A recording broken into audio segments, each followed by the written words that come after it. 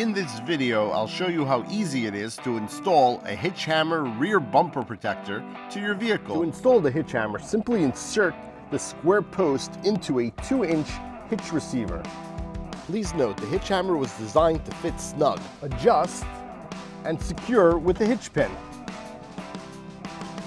It's really that simple. Please note, since the HitchHammer is flexible, it cannot be used as a step. The HitchHammer is only compatible with 2-inch hitch receivers.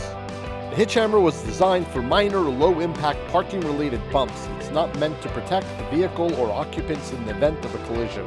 Thanks for watching. Please check out the newly released 3M reflector accessory sold separately. It's made to fit your HitchHammer perfectly and adds increased visibility both day and night. Please check out the full line of Bump Tech accessories, and if you have any questions, please reach out. We are always happy to help.